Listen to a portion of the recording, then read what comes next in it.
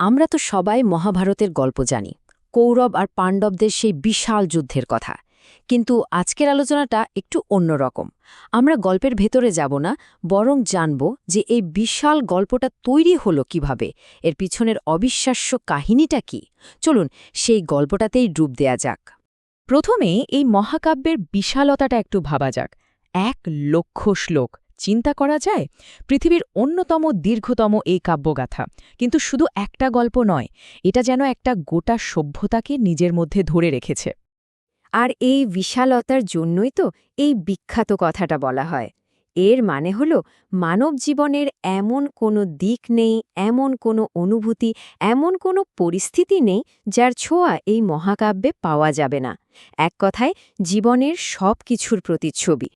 বেশ, তাহলে প্রশ্ন হল, এই বিশাল সৃষ্টির পেছনে কে ছিলেন? চলুন গল্পের প্রথম পর্বে যাওয়া যাক, যেখানে আমরা এই মহাকাব্যের রচয়িতার সঙ্গে পরিচিত হব।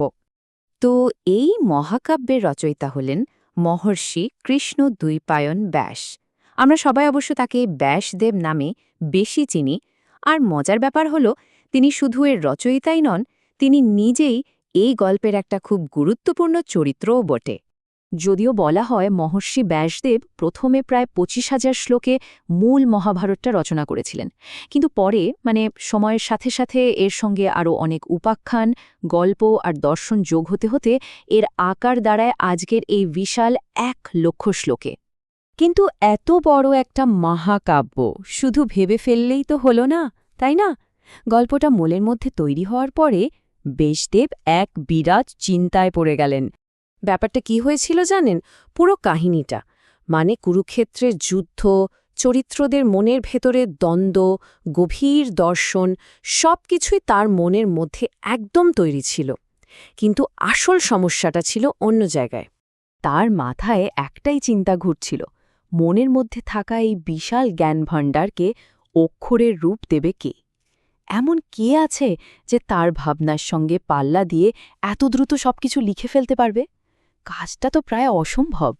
যখন একজন মহর্ষি এমন সমস্যায় পড়েন, তখন তার সমাধানও তো দৈব উপায়ে আসে, তাই না? আর ঠিক এখানেই গল্পের মোড়টা ঘুরে যায়। তো মহর্ষি ব্যাসদেব তার এই সমস্যা নিয়ে সোজা চলে গেলেন সৃষ্টিকর্তা ব্রহ্মার কাছে। ব্রহ্মা সবটা শুনে বুঝলেন যে এই কাজ কোনো সাধারণ লিপিকরের পক্ষে একেবারেই সম্ভব না। তাই তিনি এমন একজনের নাম বললেন, যিনি জ্ঞান আর শক্তির প্রতীক, স্বয়ং গণেশ। এবার চলুন গল্পের সবচেয়ে আকর্ষণীয় আর বুদ্ধিদীপ্ত অংশে যাই, ব্যাসদেব আর গণেশের মধ্যে যে আশ্চর্য চুক্তিটা হয়েছিল সেটার কথায়। ব্রহ্মার পরামর্শে ব্যাসদেব তো গণেশের কাছে গেলেন। গণেশ সব শুনে লিখতে রাজিও হয়ে গেলেন, কিন্তু তার আগে তিনি নিজের একটা শর্ত রাখলেন। আর কি সেই শর্ত? গণেশের শর্তটা ছিল খুবই অদ্ভুত, আবার তেমনই কঠিন।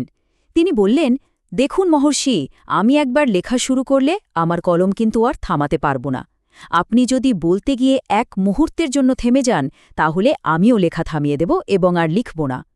ভাবুন একবার, কি সাংঘাতিক একটা শর্ত!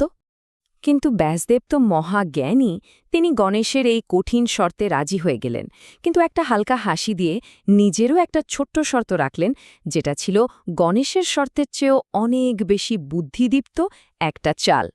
তাহলে দেখুন, এই দুটো শর্তের মধ্যেই কিন্তু পুরো সমাধানটা লুকিয়েছিল।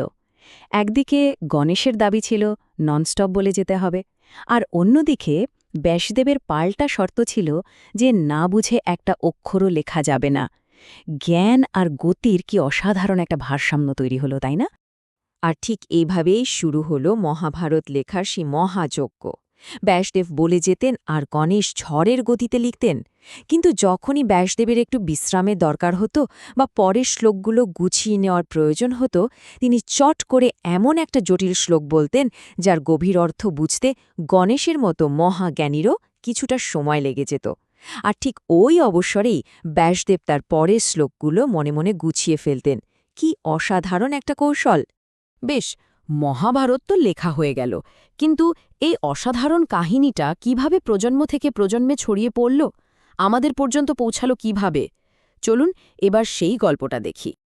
দেখুন, এই পরম্পরাটা কিন্তু খুব ইন্টারেস্টিং।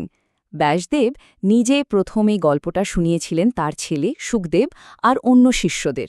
এরপর তার শিষ্য বৈশম্পায়ন প্রথমবার রাজা জন্মেজয়ের একটা বিশাল যজ্ঞসভায় সবার সামনেটা পাঠ করেন।